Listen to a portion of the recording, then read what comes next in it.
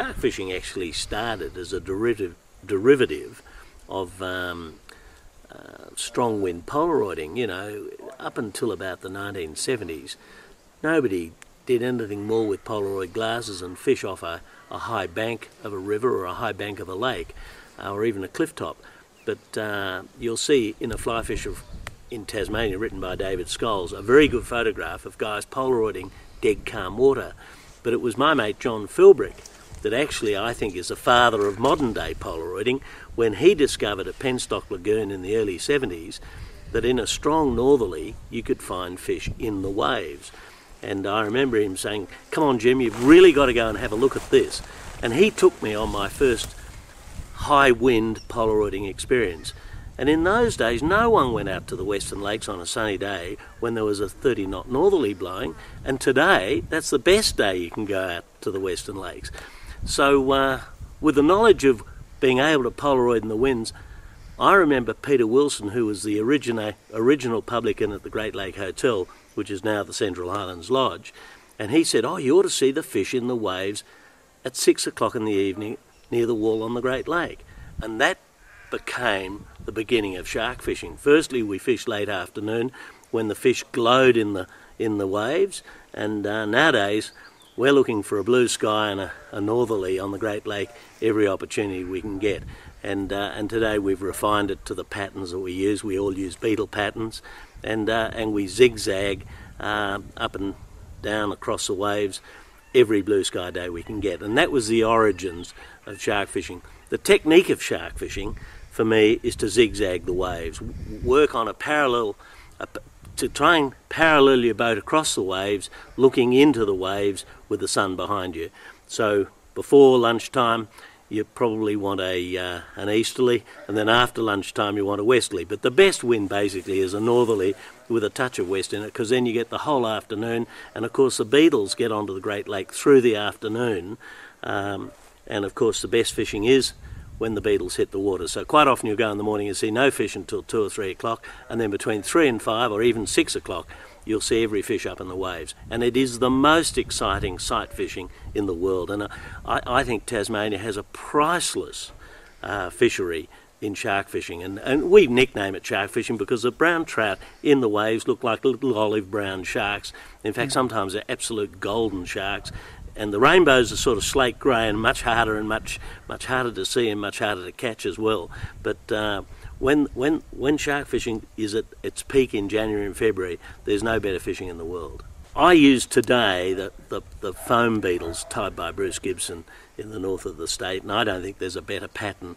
And when we're prospecting along the shores of the Great Lake, before we shark fish, i.e. we fish in 7 or 8 foot of water, I might use a Chernobyl ant or one of Julian's dunny brushes, and behind that put one of the gum beetles. But when the fishing is at its best and when the fish are up in the waves, a single fly and just Bruce Gibson's gum beetle is without doubt far and away the best fly that I've used.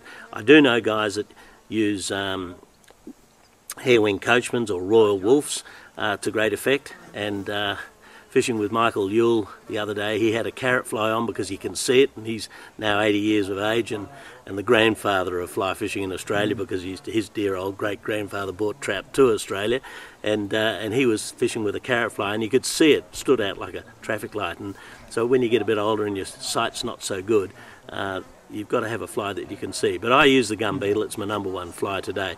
Now, it seems strange that I should say that when I'm probably known in fishing circles as being the great exponent of the red tag.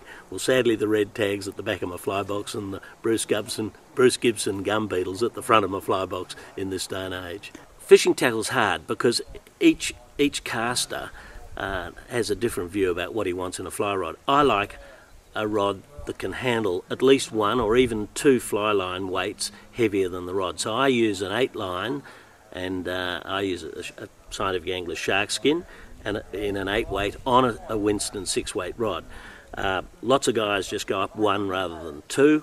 I remember reading an American article on fly lines and what we should do, and the comment was, if you've been fly fishing for 10 years you should go 1 weight up on the rod. If you've been fly fishing for 25 years you should go 2 weights up on the rod. And if you're a brand new fisherman you should start with a 6 weight on a 6 weight rod.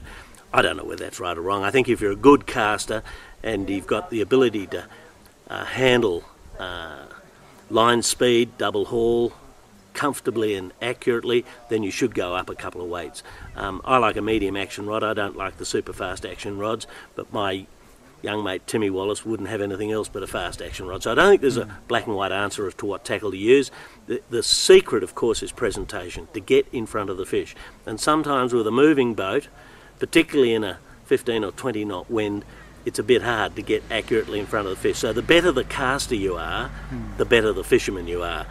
And once you know where to go on the Great Lake, and really where to go has all to do with blue skies. You try and find a blue sky, and sometimes at the top of the lake you've got cloud rolling in over the northwestern tiers and you're better down the south end of the lake.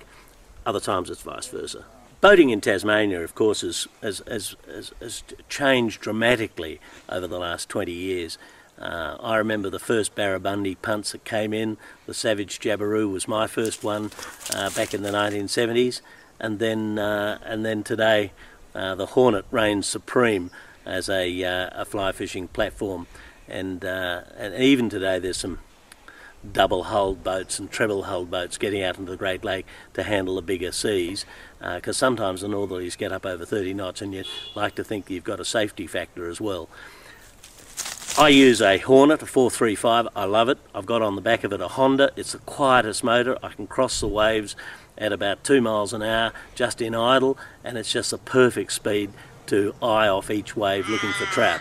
So I zigzag across the waves. The 4-stroke motor has revolutionised shark fishing because you can go so quietly and so slowly across the waves, and they have huge advantages over the 2-stroke motor.